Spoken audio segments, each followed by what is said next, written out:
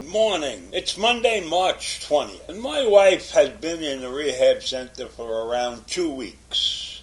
And I visited her twice a day. And when I leave, I walk across this grassy patch that takes me out to my car, the parking. And the other day I was looking at the ground, and it was littered with cigarette butts. And so I said to myself, it's obvious that this is a place where the staff at the hospital who still work are not allowed to smoke in the building. There's a smoking ban. And I start thinking about that, and I say, if they can ban cigarettes, and obviously cigarettes are not healthy for you, if they can ban cigarettes, why can't they ban guns? Now, don't think that's such a brilliant idea, because when I go to do the research on the subject, there's lots of articles about that exact situation. It happens to be that the cigarette is the deadliest artifact in the history of human civilization. Most of the richer countries on the globe are making progress in reducing both the smoking rates and the overall consumption of cigarettes. In fact, the United States, smoking rates have gone way down. It used to be that 40% of the population smoked, but now only about 20% of the population smokes. And smoking bans are in the hands of the states primarily. And from 1890 to 1927, there were 50 U.S. states that banned smoking entirely. So banning of smoking is not an unusual situation. It has happened in the past, and it continues to happen now. So smoking is not a recreational drug, and the abolishing of cigarettes would enlarge rather than restrict human liberties, right? However, we always have the people who are screaming, we have rights, we have rights. Well, if we can ban cigarettes, why can't we ban guns? What makes the human right to own a gun different than the human right to smoke a cigarette? Cigarettes kill about 6 million people every year.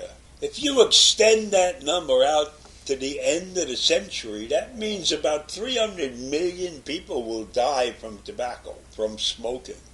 Now, I got to admit that guns are not killing at that rate, but still, if we're allowed to ban cigarettes, why are we not allowed to ban guns?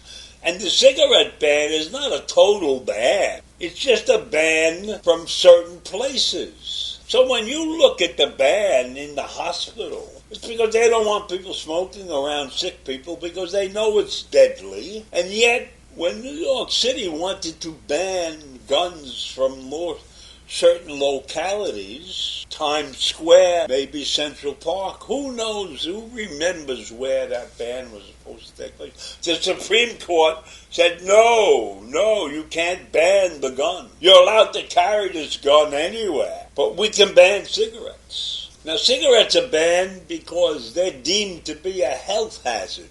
Well, let me tell you something. Guns are a health hazard also. A gun in the wrong person's hands is a deadly, deadly thing. Just think about this. We're against drunk driving because then the car becomes a lethal weapon. So we have people who are not 100% there. They're unbalanced and they have a gun. That's like a drunk driving a car. So let's look at the cigarette situation. For years, the manufacturers, the cigarette suppliers, lied about the toxicity that was associated with tobacco. But finally everybody realized it, and because of health reasons, cigarettes are able to be banned in certain situations. They're not obliterated, they're just banned. And if we look at this, and we recognize the fact that smoking is dangerous to the health, and dangerous to those who are around it, even if they're not smoking. Let's take a look at that and let's compare it, say, to a person with an AR-15 rifle. Why does that person need to have that kind of weapon? So if we can ban cigarettes in certain situations, why can't we ban military-grade weapons in the hands of civilians? Why do we allow them to carry weapons like that around? Why are they allowed even to own those weapons? Semi-automatic assault weapons can and should be banned. They're not mentioned separately in the Second Amendment to the Constitution. And it makes no sense that civilians require a high-capacity magazine capable of holding over 100 bullets. The only purpose of those types of weapons is to facilitate killings. And why should we, as a society, make it easy for people to kill one another? So if we structure gun laws similar to the things that have taken place in the tobacco industry, then we might be able to come up with a reasonable solution, right? Maybe it's time to produce smart gun, where basically a weapon could only be handled by a particular person because the weapon recognizes that person. That person is an authorized user of that weapon. Smart gun technology, that would be something. But these innovations take time to produce. And I believe that all gun owners, or most gun owners, would support gun control laws.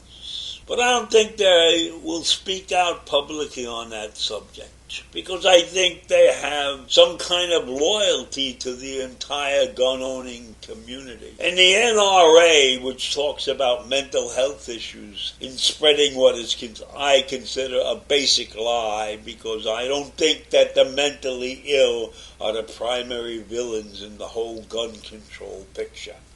Because mentally ill people think a lot differently than worrying about carrying a gun and killing somebody. I think we need reasonable people to come together and speak about gun control laws that make sense. And to stop listening to the manufacturers of these weapons, because they are in the same category as big tobacco companies when the onslaught against the tobacco industry was in its high stages.